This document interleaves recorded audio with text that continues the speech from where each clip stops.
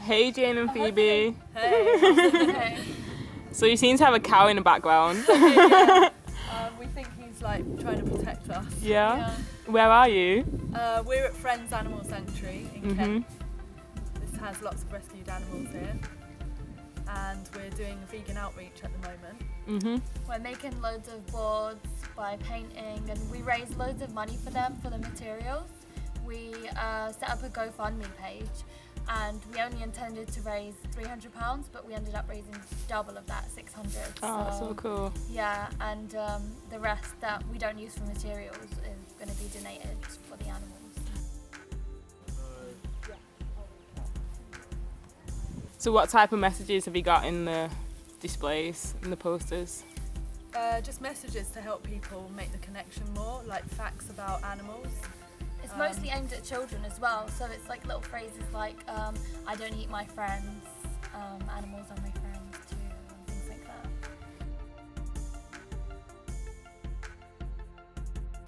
Do you think children are like the most influenced by those type of messages? Yeah, definitely, because they're questioning, they're curious.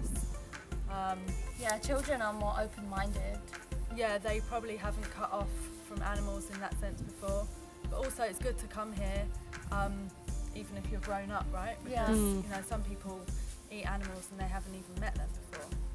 Mark, who is one of the people who run the sanctuary, he was telling me earlier that a lot of kids come with their parents, and they, at the end of the day, they say to their mum and dad, "Oh, I don't want to eat the animals anymore. I don't want to eat chicken anymore." And he said it's like music to his ears. It's the best thing.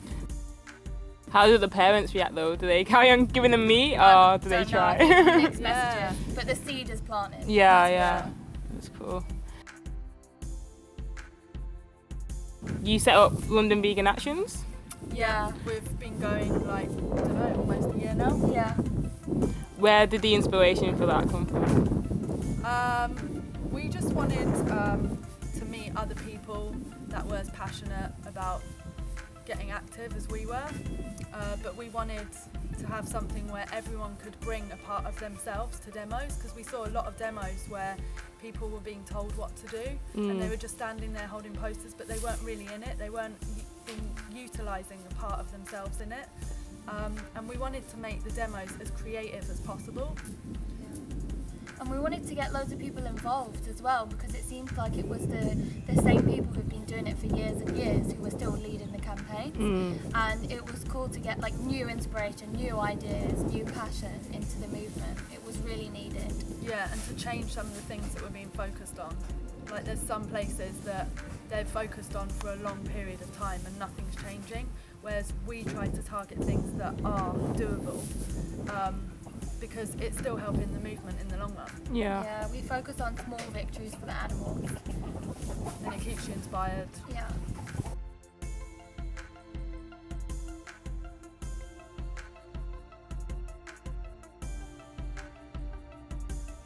Do you think individuals can make a difference? Definitely. Yeah, definitely. Yeah, at the protests, everybody is making a difference. No matter what you're doing, giving out a leaflet, holding a poster, whether you're on the megaphones, doing a speech, it all makes a difference. We also always take laptops to protests to show people the footage of what happens to the animals. It's really important to see. Yeah, and make as much noise as possible, because these demos are like really crucial point in order to make maximum disturbance and maximum awareness. Chalking on the floor, collecting signatures for petitions to hand into the place, like all of these collectively can really work. And something else that we've been doing on the go is getting people to watch Earthlings. We started it on the tube, and I guess you could do this on the bus maybe as well, like any public space. Any public space. But it was really effective, because there's a lot of vegan outreach where people are giving out leaflets that are telling people to go and watch these documentaries, but this just cuts out that middleman, because you know, sometimes you have to go and approach people when you're doing vegan outreach, but this way you don't have to, people come to you. and you get, it's about a shared experience as well. You get to really sit with the people and share with them what's going on out there, the truth.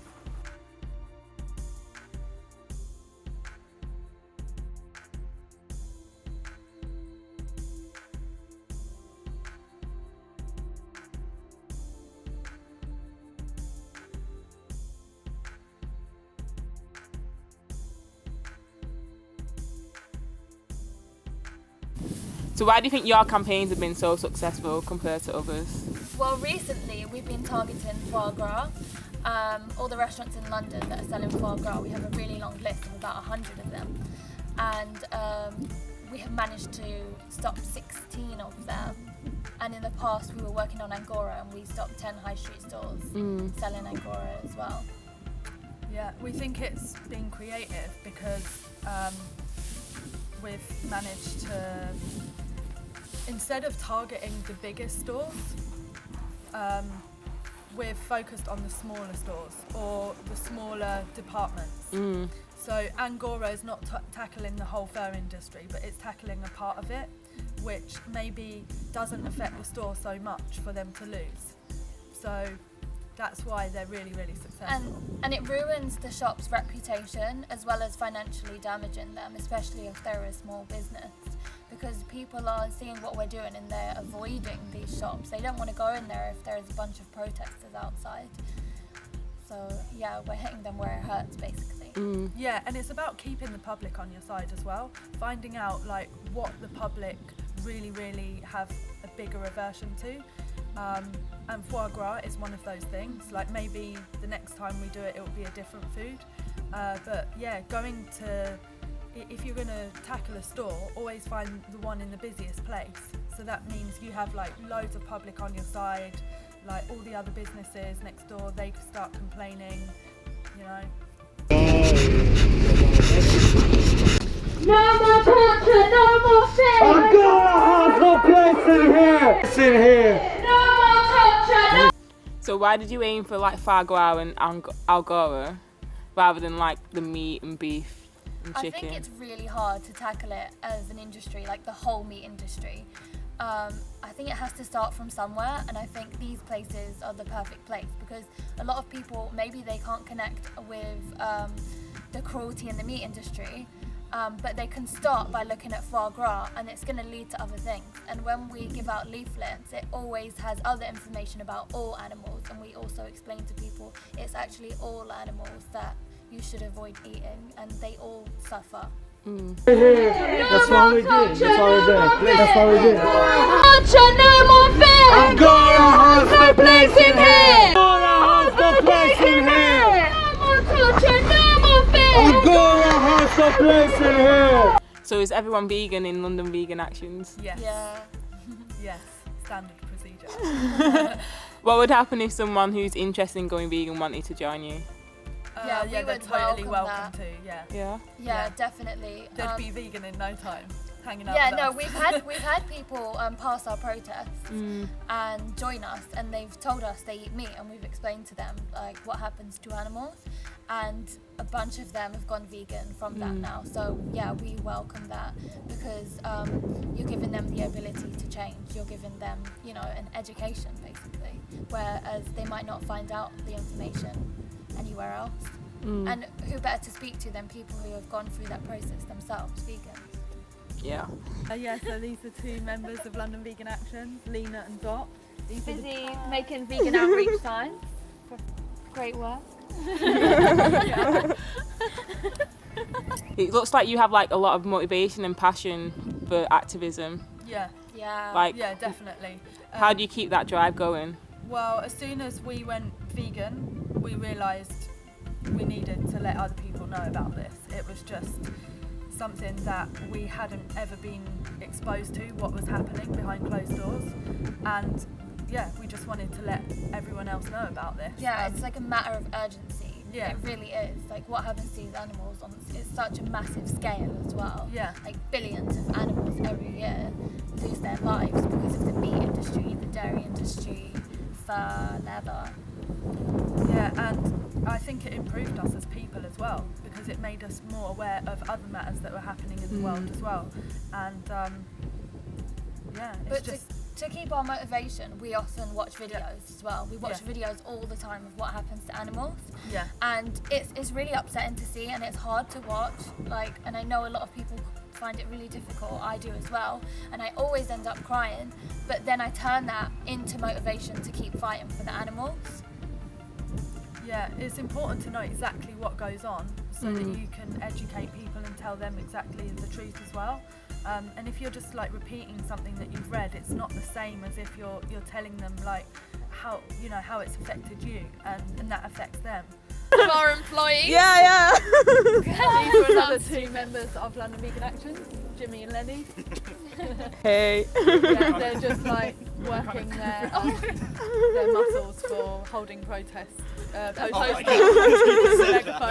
think a lot of people may like suffer from like the stress and trauma of like watching such videos. Like, how would you like advise people when they do that? Totally, it's really hard. A lot of people suffer from depression and anxiety after watching these kinds of videos, and it's totally understandable, because to see other beings suffer, it just gets to you. It really gets to your heart. And just know that there are other people out there like you who are also trying to stop this, who are also seeing these animals suffering. You're not by yourself. This isn't a one-man battle. There are loads of vegans out here that are trying to create change for animals as well. Yeah, and just to try to remember that you'll never go through what they're going through. That's really important to remember. We'll never experience their kind of pain and suffering on that level, because we don't know what it's like to be locked in a cage like 24/7 and not be able to express yourself to the other being. You can't talk to them. They don't understand your language. And just to do something with that. Like if you sit with that pain, that's going to kill you. But if you take it somewhere and do something with it, there's nothing like that feeling after you've just been active. Yeah.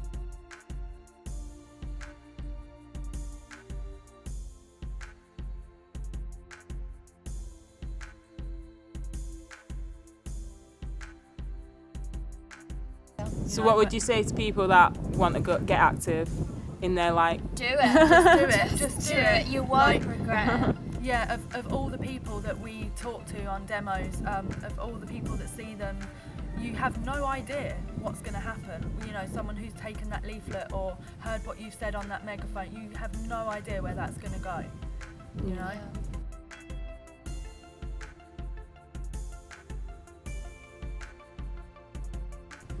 So you believe that the world can change? Absolutely, yeah. 100%. We're doing this. Yay. We are changing the world. Yeah. Right. So why did you become vegan?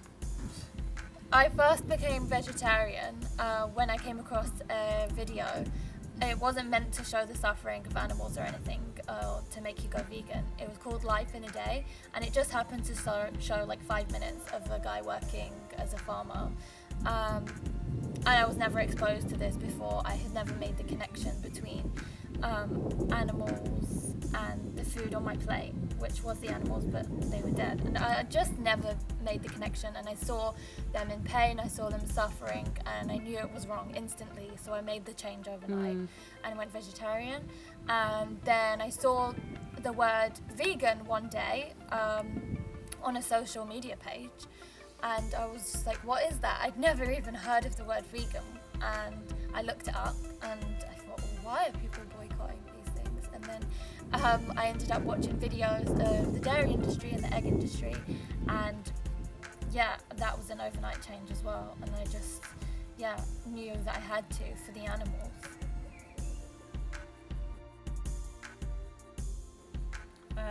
Like when I was at drama school, I was doing some meditation, and someone used to talk to us about what we're doing and why, and it was about how all beings are equal and how we all feel suffering.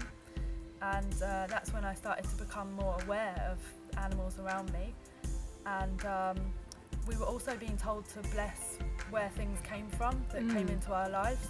and I would, you know, eat my dinner and bless my food. And one day I just thought, maybe this animal didn't want to give its life. And the food just went round and round in my mouth and I just couldn't eat it.